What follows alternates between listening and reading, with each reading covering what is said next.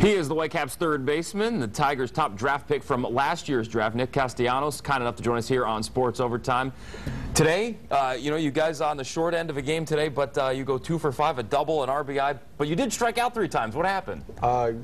Just pitchers made, some good pitches, and I fell behind in the count, so, it happens. It happens. But last night, 3 for 4 with a couple home runs?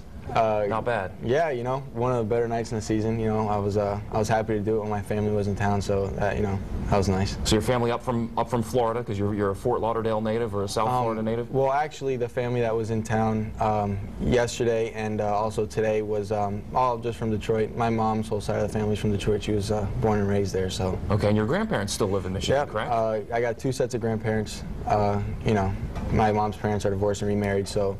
4 sets of grandparents, and I got 3 aunts, and I think about 50 cousins, and all live in Michigan. So big family. So you're a South Florida native. You had committed to play at the University of Miami. Tigers draft you last year around this time.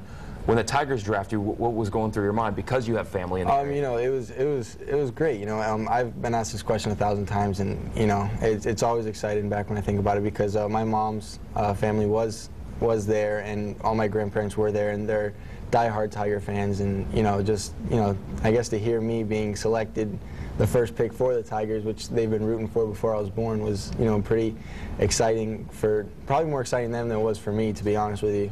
So then what's this been like to come here your first, because by the time after the draft, by the time you signed your contract with the Tigers would have been August of last year, so you haven't even been a professional for a full calendar year yet. You played a few games with the Gulf Coast League team last year, and now your first professional season here in West Michigan. To be able to do that with family from the other side of the state to come see you play and to go through your first big league season or first minor league season, what's that been like for you? It's been kind of a blur. I've had a lot of stuff thrown at me this season, a lot of stuff that I need to improve on and stuff like that. So I haven't really had that time to just step back and reflect on it yet. But hopefully I will when the season's over. But for right now, tomorrow's another game, so we got work to do. Season so far, you're hitting over 300, you're 308, 6 homers, 53 runs batted in. You lead the Midwest League in hits. How would you evaluate your progress so far? Very well, considering April was miserable. But it's all a part of the adjustment. I'm happy with how I'm coming along. There's still a lot of stuff that I need to improve on. My strikeout to walk ratio is really poor, but that's something that I'm going to need to work on sooner or later. But for right now, just I'm getting used to facing great pitching and other great players every day. So I'm happy with the progress that I made, and I believe so is the organization. Because you were a top draft pick, and because you got a nice bonus when you signed last year, and because people like me want to talk to you, and being the top draft pick, people always want to talk to you. How do you gauge expectations, whether it's from fans or the media or yourself, based on, okay, you're 19 years old. I mean, if the time is going to come for you to play in Detroit or at the big league level, it's going to be a couple years for you to get that experience. So how do you gauge, okay, I still need to do the day-to-day things. I still need to work on my defense. I need to work on this. I need to work on my strikeout to walk ratio to be going through the day-to-day batting practice so that when the time comes, you'll be there.